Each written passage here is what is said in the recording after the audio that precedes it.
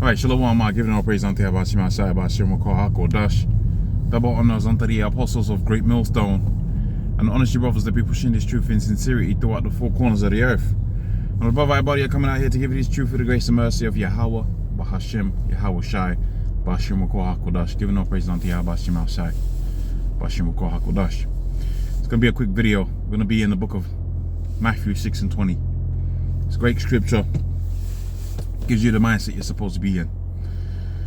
And you know, we got jobs, contrary to what some of these other camps believe, and contrary to what other people believe, man. We got jobs, we got families, we've got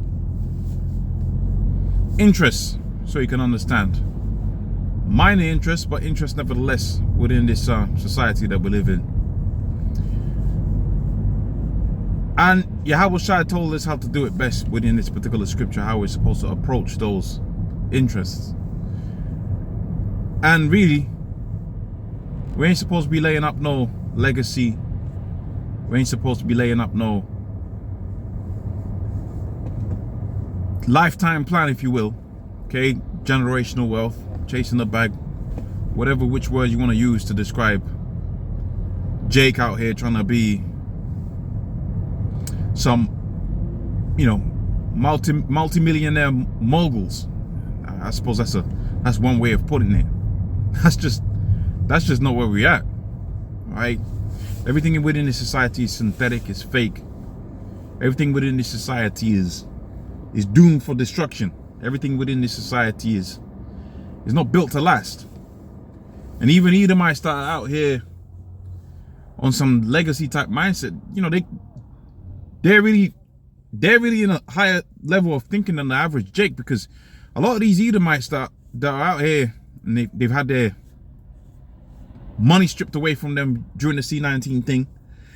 They had their investment stripped away from them during the 2008 crash. And this massive wealth transfer that we see throughout the four corners of the earth. A lot of these Edomites are on a higher level of thinking than a lot of you, Jake, because they've come to the conclusion that really the elites are doing them dirty, right? Really, these elites are doing them dirty. Okay? Because there is a big, massive wealth transfer that's happening. The transfer of wealth over to the elites. We saw within the C-19 thing how the elites basically took a whole bunch of resources. Okay? A whole bunch of resources from the middle class. Right? The 1% got richer whilst the middle class got poorer and basically got eroded away. Same thing with these interest rate hikes. We've seen that the middle class got eroded, right? But the 1% got richer and richer, which you got these big multinational corporations now, whether it be Lloyds TSB or whatever. They're now the owners of a lot of this property that we have out here. Like Lloyds TSB is becoming one of the, and that's a bank, by the way. Lloyds TSB, the bank, is becoming one of the major owners of property out here within the UK and many other places, I would imagine. Because there's a wealth transfer that's happening. What other examples come to mind? You know, the bill to the gates, and how they're buying up all the farmland out there within America, letting you know that the middle class and how life was 10 years ago, 15 years ago, that's a thing of the past, man. Even if you had a farm, or even if you had resources, I mean, look what's happening out there within the Netherlands. You had farmers that had generational farmers. You're talking about wealth. Well, really, you know, people look at a farmer like it's like a low level type a job, but really it's a generational thing, and you pass knowledge down from one generation to the next generation.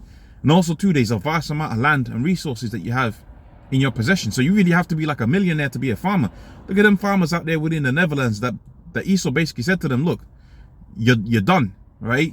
You can either take this payout, or which those payouts, yeah, you're gonna have money for like two years, two generations or whatever, but that money's gonna be gone away. The land was more resourceful for them, and that's why a lot of them people out there within the Netherlands, they was fighting to keep their farms. Now, I mean, you know, I'm making all kind of different examples, but I'm trying to illustrate one simple point here, right? I'm just trying to illustrate one simple point. The fact of the matter is that a lot of these Edomites And that's why that's why they be protesting. A lot of these Edomites are coming to the understanding that there's a shift that's happening, a shift to owning nothing. There's a shift that's happening, a shift towards you being impoverished, okay? Actively being impoverished, being forced to be impoverished. This is what's happening out here throughout the four corners of the earth. You got Jake out here trying to lay up treasures out here. Now you can have a cool job, a cool place to live, but trying to be some, of which, you know, sometimes you end up in these situations, you know, it's a test, and sometimes you end up in these positions because, you know, your family may have been doing well or whatever, and that's just the situation that you're in. But you gotta realize, man, this ain't the end all be all. And a lot of brothers, when they come into this truth, they realize this ain't the end all be all. Yeah, you maneuver, yeah, you finesse particular situations, yeah, you finesse your situation to make it to where it's cool, it's habitable, right? It's cool. But the reality of the situation is that, look, man, I ain't trying to take this apartment, this little house that I got into a chariot. You know, thinking how I'm not thinking about how my great grandchildren are going to inherit a little apartment, a little house, right? Get the little pictures from TK Maxx and put them up on the wall and think about how the children are going to inherit that. Man, that's played out. That's played out. We ain't in that situation, man. This is not the time that we're in where, you know, you're laying out a financial plan for your great grandchildren. Again, like I said, you know, you might finesse your situation to make it to where it's cool. And that's, you know, that could be considered, you know, admirable or whatever. But reality of the situation is, these Jakes are on some legacy type mindset, you know, some generational wealth type mindset. You really don't understand where your treasures are supposed to be, and that's where this scripture comes into play. But lay out for yourselves. Let me see if I should start up. Matthew 6:19. Laying up yourselves treasures upon the earth, where moth and doth corrupt. And that's it. Let's say you did become some type of property mogul or whatever, man. The most I could burn those properties down, you know, or there's a flood. Or one of the things that you're seeing with Esau is, if it's a Jake type environment, they're just gentrifying them areas. They're gentrifying them areas. They'll increase they'll run the area down. And I've seen this with my own eyes. In the short amount of space that I lived in the UK, relatively speaking, the 10 years that I spent there, about 10 years I spent living in London. Now I moved out, now I'm coming back, you know, on short visits to see the brothers. You see certain areas that was real rough areas, like real rough, like you'll be scared to go there. Completely gentrified, pure, right? Nothing but Edomites and Costa shops in every corner. Why? Because Esau, because this is his kingdom, right? Esau plays the long game. So what they could see is they make investments based on 10 years, 20 years. So they'll invest all kind of money to run an area into the ground, let the crime rates go up crazy, and then everybody gets bought out after the property's real dirt cheap. And then they'll develop the area for Edomites. Now I've seen that with my own eyes. So you could end up in a situation like that, man. If you're trying to be some big Donnie out here, you could end up in a situation where Esau takes everything away from you. Okay, and which that's what we're seeing. We're seeing Esau take everything away from us. Doth not them at least have the saying that you shall own nothing and you're supposed to be happy about it?